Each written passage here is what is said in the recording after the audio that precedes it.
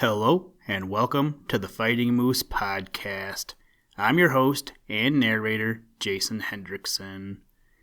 This is a podcast where I retell stories, some fictional and some historical, that can be enjoyed by people of all ages. Today, we celebrate Christmas with The Christmas Story from the book The Christmas Reindeer, written by our old friend Thornton W. Burgess. Last night, as I was getting John into bed, we were praying and he said, "I hope I can get to listen to a podcast tonight." Well, it was 9:45 when he went to bed, so I unfortunately had to tell him it was too late. He also said while he was praying, "I hope that Dad can read a Christmas story from Thornton Burgess." So I went in search of a Christmas story from Mr. Burgess, and guess what? I found a whole book about Christmas. After reading just this story, I'm assuming that this book is set in Alaska or somewhere where the Inuit people live. As we close out the year 2020 and look forward to 2021, I want to wish you and your family a happy and prosperous new year. Hopefully 2021 is better than 2020. What a year for the history books. Now, let's turn to today's story. I hope you enjoy. Let's begin. Liftoff. We have a liftoff.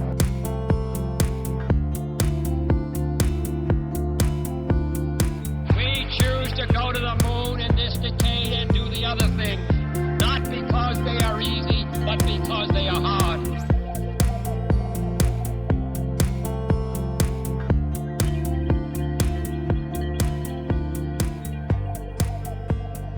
The Christmas Story. That was a never-to-be-forgotten summer to Tuktu and Aklak. A ship came in the harbor near which they were camped, and they had a chance to see how the white men lived on the ship and all the wonders that the ship contained. One of the white men spent much time at their camp asking through one of the herders who could speak his language all sorts of questions that made Tuktu and Aklak think that he knew very little.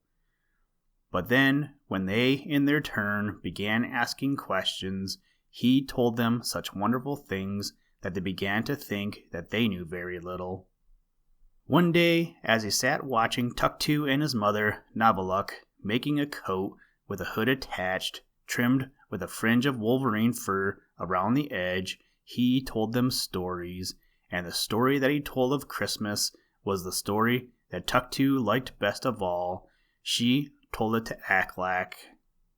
"What do you think, Aklak?" she said. "The children outside of our beautiful Northland have no reindeer. Most of them have never seen a reindeer." "What drags their sleds then? Dogs?" demanded the practical Aklak. "No," replied Tuktu. "They have other animals called horses, but they cannot be beautiful like our deer, for they have no antlers." "But all those children have heard of our reindeer, Aklak, and there is a certain time in the winter called Christmas, when, in the night after everyone is asleep, there comes the children's saint and visits each home. And Aklak, he comes with reindeer." Aklak looked up quickly. "The Good Spirit?" he cried. Tuktu's eyes were shining as she nodded. "It must be," she said, "for who else would have reindeer? And listen, Aklak, he is short and round and shakes when he laughs.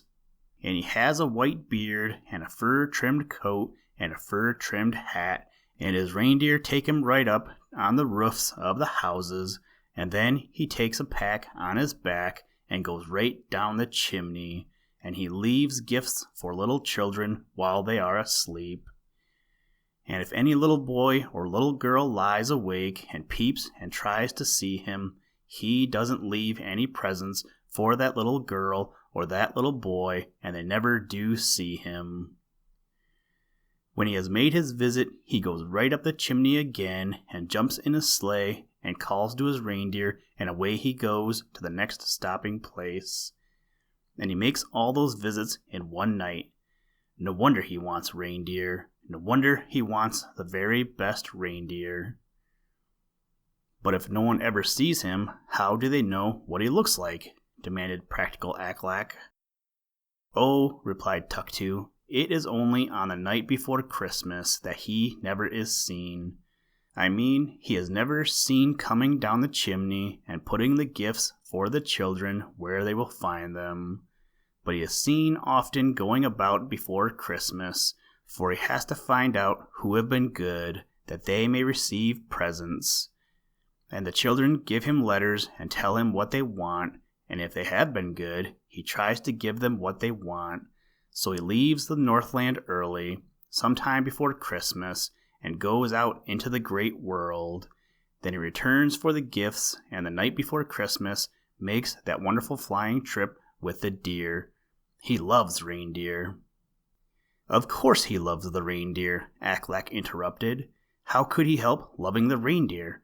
Aren't they the most important animals in all the great world? That is what I said, but the man said that horses are more important down there. I asked him if they ate the meat of the horses, and he said no. And I asked him if they made clothing from the skins of the horses, and he said no. He said they were important because they worked for men. Ack-Lack shrugged his shoulders. The reindeer work for men also. They carry us where we want to go.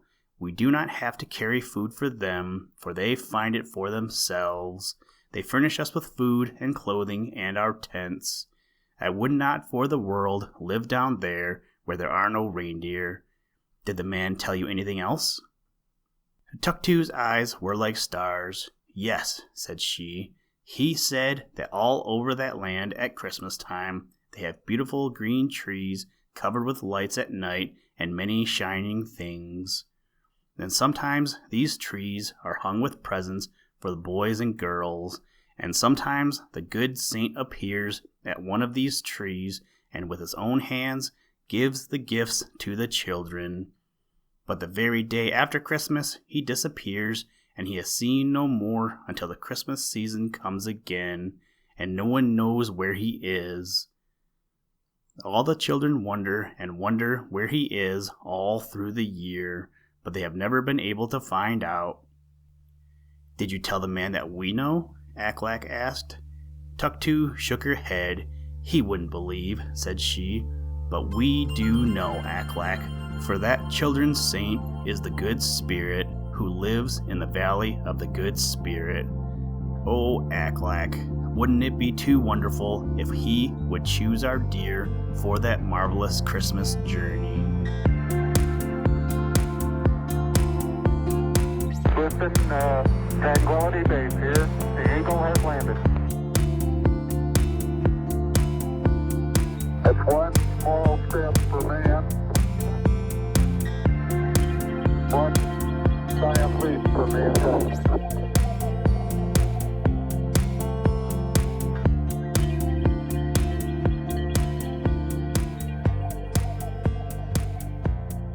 Thank you for listening to this episode of the Fighting Moose Podcast. Please join us next time as we read another exciting story.